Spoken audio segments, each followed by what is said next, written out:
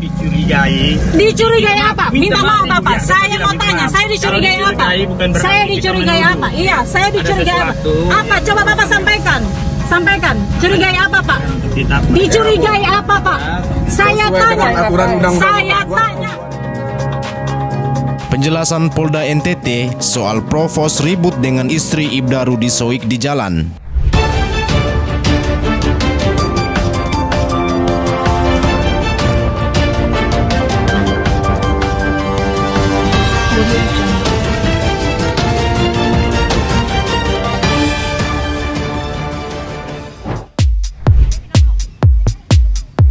Polda Nusa Tenggara Timur memberi penjelasan terkait keributan yang terjadi antara istri Ibda Rudi Soik, Welinda Von Lele, di jalan raya. Video keributan itu viral di media sosial. Peristiwa itu terjadi di Jalan Jenderal Soeharto, Kota Kupang, NTT, Selasa 22 Oktober 2024, sekitar pukul 13.10 waktu Indonesia Tengah. Saat itu, Welinda hendak pergi ke kantor. Robert menjelaskan Welinda yang mengendarai mobil disetop anggota Provos bukan aksi penjegalan. Akan tetapi, saat itu anggotanya melakukan pengumpulan bahan dan keterangan. Ini setelah mendapat informasi Ibda Rudi Soik akan meninggalkan wilayah hukum NTT. Saat hendak melakukan pull bucket, Sormin berujar, tiba-tiba mobil anggotanya dibuntuti oleh istri Rudi. Merasa curiga, maka sejumlah anggotanya langsung memberhentikan mobil yang dikemudikan istri Rudi untuk ditanya. Bukan penjegalan ya, itu hanya kesalahpahaman saja karena diikutin terus dari belakang. Makanya anggota langsung berhentikan mobilnya untuk dicek, jelas Sormin. Istri Rudi berdebat dengan Provos. Polisi itu kemudian mengecek satu persatu kelengkapan mobil Welinda. Welinda kemudian meminta para petugas agar tidak menahan dan membawa surat-surat mobilnya. Saya ada surat izin mengemudi. STNK? STNK ada. Bu, sebentar, saya lihat. Ada. Saya lihat. Sudah. Belum. 2026 STNK? Ada. Ini. Ada. Bapak sudah nggak usah bawa. Belakangnya? Sudah, saya ada nih Pak. Sudah. Hidup. Iya, sudah. Sudah Bapak, saya tidak mau. Bapak tidak ada ini. Bapak bukannya untuk urusan di jalan. Tidak, saya tidak mau. Kenapa Bapak? Ada apa? Dia lantas menanyakan alasan pengadangan dan pemeriksaan surat-suratnya. Dia juga menanyakan alasan SIM-nya ditahan. Polisi itu lalu menjawab maksudnya merampas SIM Welinda. Itu untuk didokumentasikan agar jelas. Namun, Welinda bersikeras agar tidak boleh melakukan dokumentasi, sebab SIM-nya masih aktif. Kenapa? Kenapa kata SIM saya diambil untuk? Kenapa sudah melihat bahwa SIM saya masih hidup? Loh, sudah Pak. Bapak kenapa Bapak harus dokumentasikan masih hidup SIM saya Pak? Rekam ini juga. Bapak siapa? Ini Bapak melakukan tugas saya apa Bapak? Tugas apa Bapak saya tanya? Pemeriksaan apa? Kenapa kendaraan saya? Kenapa kendaraan saya saja yang diperiksa? Saya tanya. Kemudian, seorang petugas berseragam Provos lengkap menyampaikan maksud pemeriksaannya adalah untuk mengecek karena mencurigai ada sesuatu.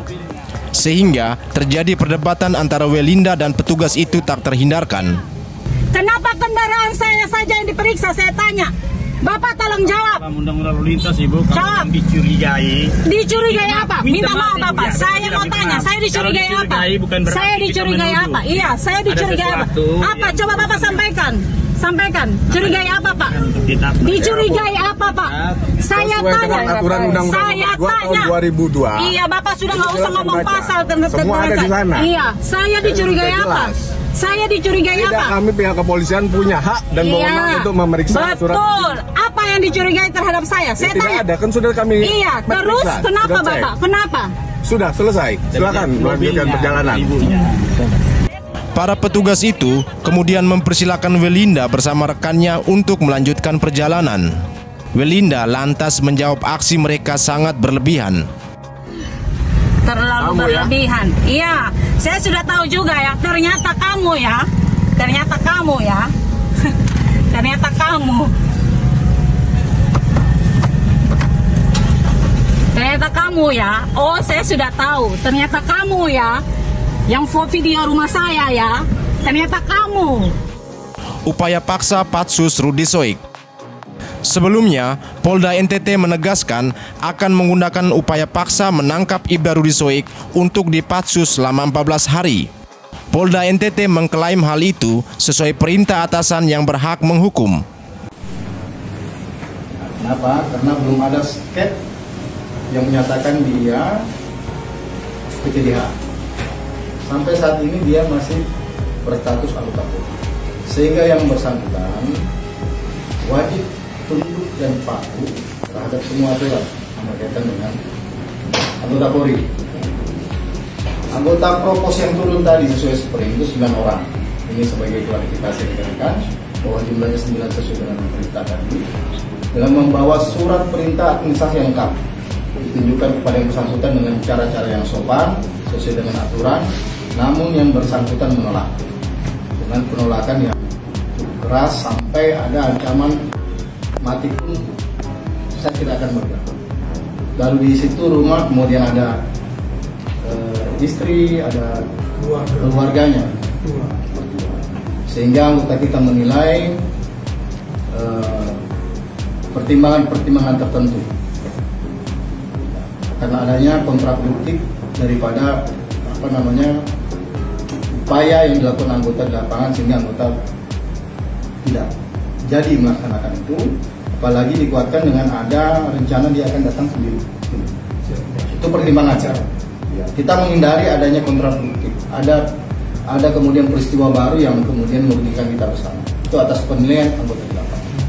Yang jelas yang perlu ditekankan rekan-rekan, anggota kita turun sesuai dengan prosedur proporsional, ya. Sesuai dengan apa yang diperintahkan oleh atasan angkut untuk melaksanakan kegiatan itu untuk rekan-rekan. Kemudian saya sampaikan kepada teman-teman, utamanya teman-teman media, kalau karena perintahnya harus jalan sesuai dengan aturan. Itu berapa hari patsusnya, Pak? 14 hari. Arya Sandi menjelaskan, ex-KBO Satreskrim Polresta Kupang Kota itu dalam 5 tahun ini terjerat 5 perkara, yaitu 3 kasus disiplin dan 2 kasus kode etik. Kasus kode etik itu berkaitan dengan putusan demosi selama 3 tahun keluar wilayah NTT dan berkaitan dengan PTDH. Sedangkan kasus disiplin yaitu meninggalkan tugas tanpa izin selama 2 hari. Bahwa untuk tahun ini ada 5 perkara yang menyangkut Saudara Rudi Soik. 5 itu 3 disiplin, 2 kode etik. Yang kode etik mungkin rekan-rekan sudah monitor berkaitan dengan yang putusan demosi keluar wilayah NTT dan berkaitan dengan PTDH. Tapi yang disiplin 3. 1 perkara hukuman disiplin yang harus dia jalani kaitan meninggalkan tempat tugas tanpa izin, itu hukumannya 14 hari dan belum dilaksanakan sampai saat ini karena ada keberatan itu. Jadi saya tegaskan lagi, anggota kita turun sudah dilengkapi dengan surat sesuai dengan aturan, sesuai dengan tata cara yang diperbolehkan oleh aturan terhadap kegiatan-kegiatan anggota di lapangan, apalagi yang berkaitan dengan kegiatan propos yang menertibkan anggota kita sendiri, anggota kepolisian yang dia terikat oleh aturan. Dia menegaskan upaya yang dilakukan Provos adalah untuk menertibkan anggota Polri yang terikat oleh aturan dalam institusi. Sebab Arya Sandi berujar Rudi masih berstatus sebagai polisi aktif. Kabid Propam Polda NTT, Kombes Robert Antoni Sormin, mengatakan Polda NTT tetap melaksanakan perintah atasan tanpa alasan, sehingga penahanan tetap dilaksanakan secara tegak dan tegas. Pak Kabit, kalau besok misalkan dia masih menolak, apakah ada upaya paksa atau gimana untuk penahanannya? Ya, kami tetap akan melaksanakan perintah atasan angkut. Ini harus. Tidak ada alasan. Tidak ada alasan. Besok harus ditahan. Tidak ada alasan. Kami tetap akan bersatu tegak bahwa kami akan melaksanakan perintah itu, apapun alasannya. Besok kami akan, karena tadi sudah disampaikan oleh Pak Kabid Humas bahwa dengan pertimbangan di lapangan anggota untuk dia hadir besok, kami akan nunggu. kalau yang bersangkutan dalam berharap benar-benar dia datang dengan pengacaranya. Tapi kalau juga tidak datang, saya akan tegas mengatakan akan melaksanakan perintah atasan anku. Langsung mengecek kepada orangnya, memang benar 9 orang. Ini pemberitaan yang izin Pak Kabit tadi ya. Makanya itu framing dia, pemberitaan dia. Pertanyaannya, apakah dia sudah dipecat? Dia mengajukan memori banding dalam perkara lain.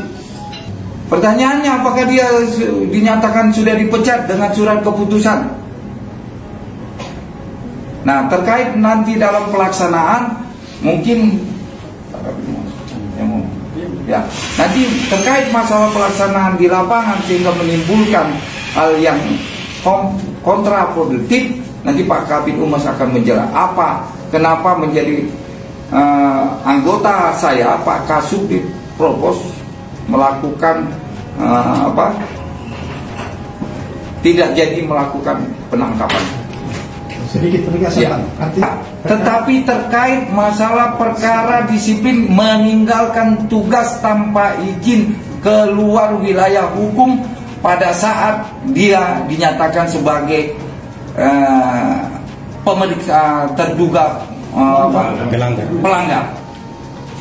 Jadi bukan perkara PTDA, perkara disiplin yang saya sampaikan terlebih dahulu. Ada 5 kasus yang dia proses dalam bulan ini, yang salah satunya adalah meninggalkan tugas tanpa izin di luar wilayah hukum di mana dia saat dilakukan pemeriksaan sebagai dalam status pemeriksaan perkara.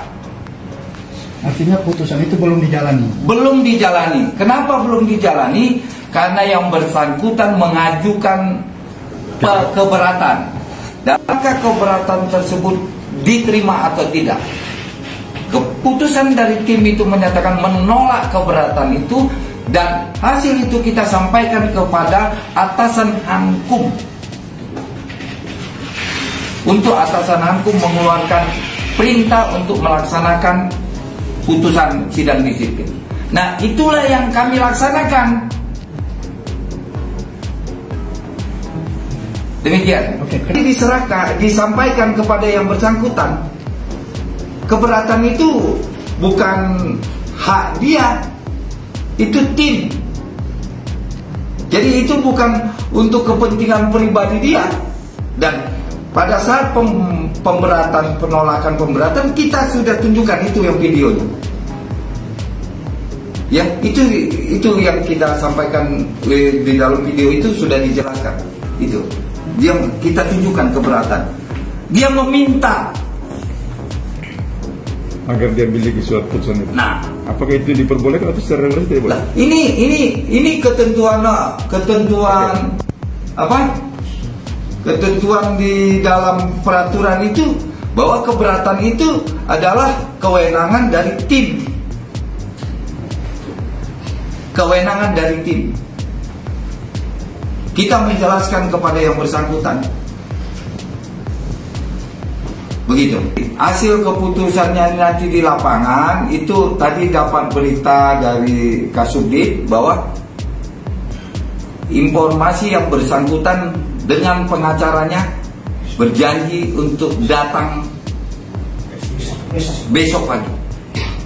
Nah, jadi artinya secara clear bahwa upaya yang dilakukan oleh Provos hari ini adalah bukan upaya yang sewenang-wenang atau melakukan. Bukan. Ini adalah tindak lanjut daripada putusan yang perkara disiplin.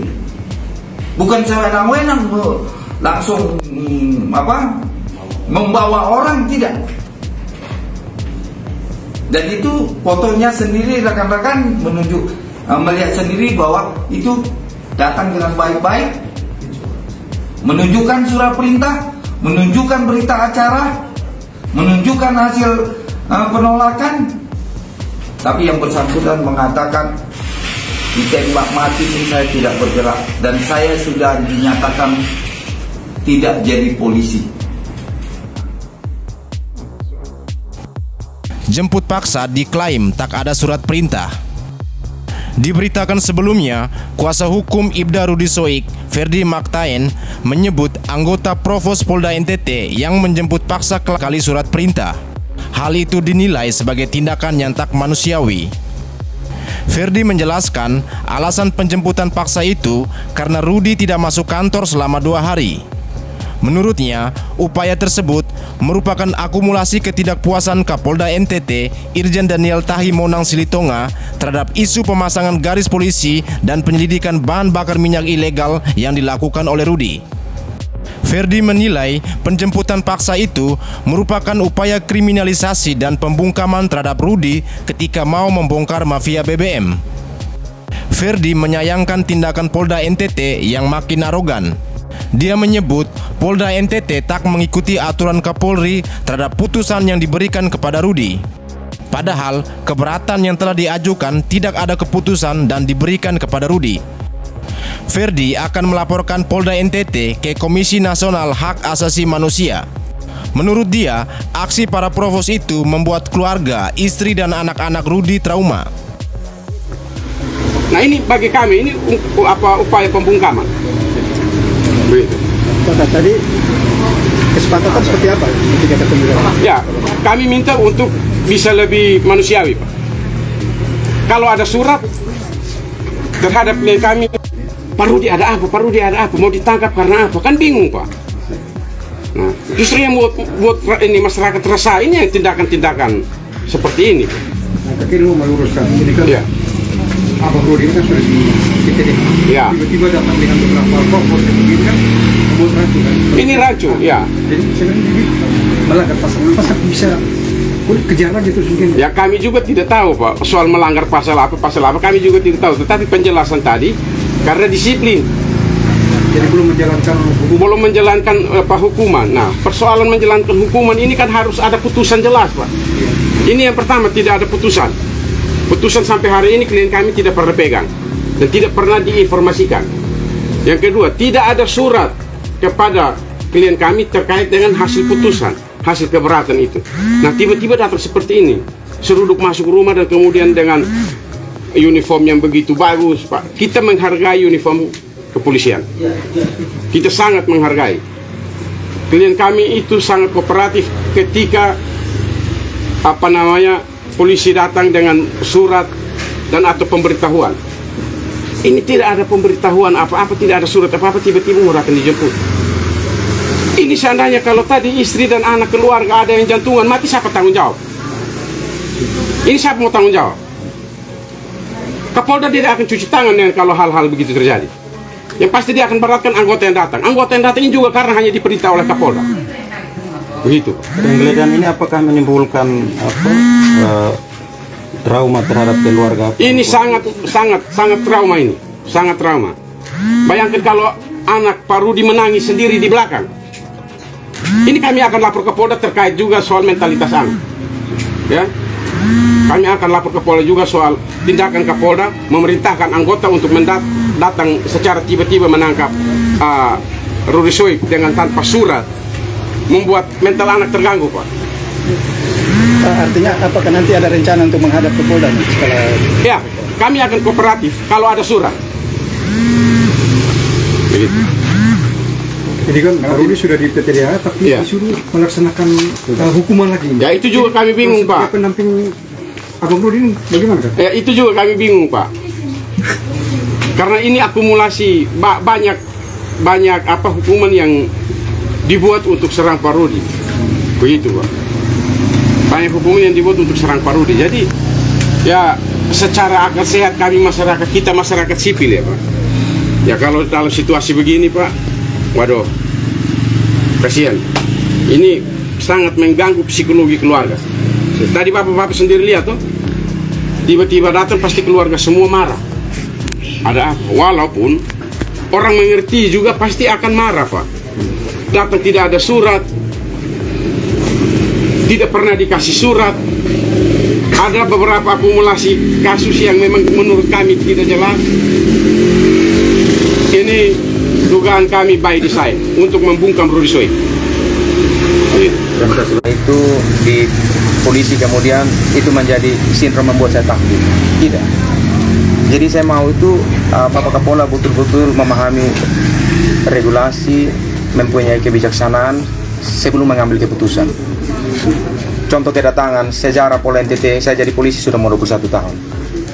Propam menjemput anggota Polri baru kali ini yang terjadi terhadap saya. Sebab anak ini masih kecil-kecil.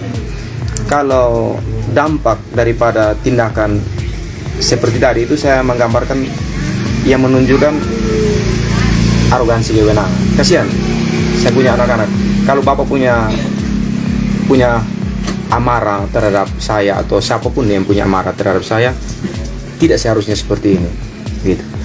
Kalau tadi dengan upaya paksa, saya ditembak mati pun tidak akan saya jalan. Saya ditembak mati pun saya tidak akan jalan. Kalau caranya dengan arogansi tadi. Kalau datang dengan cara komunikasi yang baik, dengan cara komunikasi yang berdasarkan hukum, saya ikut. Berdasarkan hukum apa? Harus ada surat putusan semua itu harus lihat. Saya harus lihat, kemudian baru saya menjalankan aturan. Yosua ketika disuruh ke Magelang pulang ditembak mati, saya kan tidak mau seperti itu. Kira-kira seperti itu. Jadi harus lebih bijaksana, benar-benar bijaksana dalam mengambil keputusan. Karena ini berdampak kepada nama baik institusi Polri. Saya, Pak Irjen Daniel Silitonga, Bapak Kabit Propam Kabit Humas, kita dipecat hari ini, institusi ini akan tetap berdiri. Tetapi dampak daripada sikap kita akan berdampak negatif dan kepercayaan terhadap masyarakat semakin rendah terhadap institusi.